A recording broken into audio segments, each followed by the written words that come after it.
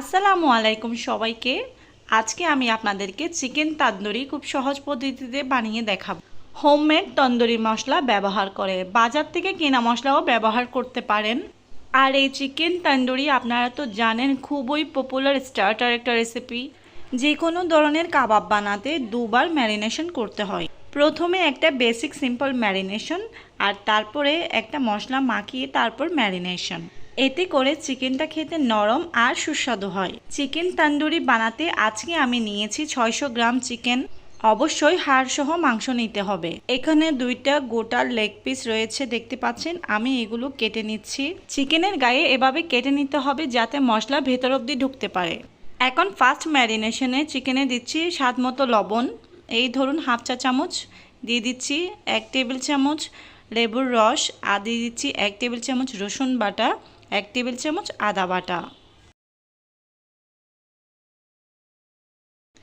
এবারে 1 টেবিল চামচ লাল মরিচের গুঁড়া দিয়ে দিচ্ছি। সব কিছু খুব ভালো করে চিকেনটার গায়ে মাখিয়ে নিতে হবে। এই কাজটা হাত দিয়ে করলে ভালো হয়, কারণ মশলা চিকেনের গায়ে কেটে নেওয়া অংশে খুব ভালো করে ঢুকিয়ে দিতে হবে। আমি আজকে চিকেন তন্দুরি বানাতে ফুড কালারের ব্যবহার করব না। কাশ্মীরি লাল মরিচের গুঁড়া দিয়ে যে সুন্দর কালারটা হয় সেটা আনার চেষ্টা করব। আর চিন্তার কারণে এই কাশ্মীরি লাল মরিচের গুঁড়াতে ঝাল একেবারেই থাকে না, তাই ছোট বাচ্চারাও খুব সহজেই খেতে পারবে। তো চিকেনের সাথে মশলাটা আমার খুব ভালো করে মাখানো হয়ে গিয়েছে। এখন আমি এগুলো 15 মিনিটের জন্য ম্যারিনেট করে রাখবো। ফ্রিজে রাখার কোনো প্রয়োজন নেই। তো ফিরে আসছি 15 মিনিট পরে। 15 মিনিট পরে এখন চিকেনে দেব বাকি মশলাগুলো। দিয়ে দিচ্ছি 2 টেবিল চামচ খুব ভালো করে জল ছড়িয়ে নেওয়া টক দই। এখানে অবশ্যই জল ঝরানো টক দই নিতে হবে, নয়তো দেখা যাবে মশলা ভালো করে চিকেনের গায়ে লেগে থাকবে না। এরপর আপনাদের কাছে বাজার থেকে কেনা যদি তন্দুরি মশলা থাকে তাহলে সেটা দিয়ে দিবেন, নয়তো আমি এখন যা যা মশলা ব্যবহার করব সেই সবগুলোই দিতে হবে। দিচ্ছি হাফ চামচ গরম মশলার গুঁড়ো, 1 চা চামচ দিচ্ছি ভাজা জিরার গুঁড়া, দিচ্ছি হাফ চা চামচ সাদা গোলমরিচের গুঁড়া, আরও দিচ্ছি 1 টেবিল চামচ রান্নার রেগুলার তেল। এই জায়গায় আপনারা চাইলে বাটারও দিতে পারেন। সমস্ত মশলা খুব ভালোভাবে এখন চিকেনের গায়ে মাখিয়ে নিতে হবে। এখন এটা ঢেকে দিয়ে চিকেনটাকে 1 ঘন্টার জন্য ম্যারিনেট হতে দেব। আপনারা চাইলে ওভারনাইট মানে 7-8 ঘন্টার জন্যও ম্যারিনেট করতে পারেন, সেক্ষেত্রে অবশ্যই ফ্রিজে রাখতে হবে।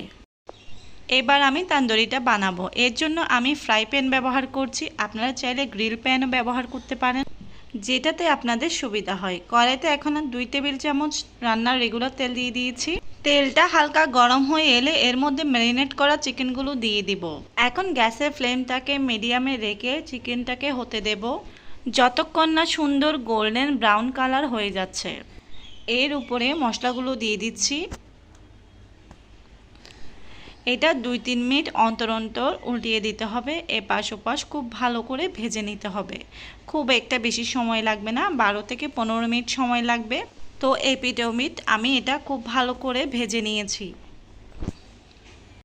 এবারে হোটেলের মতো সেই সুন্দর তন্দুরি ফ্লেভারটা পাওয়ার জন্য এখানে আমি ফয়েল পেপার নিয়েছি, তার মধ্যে একটা কয়লা খুব ভালো করে জ্বালিয়ে নিয়ে সেটা এখানে দিয়ে দিয়েছি।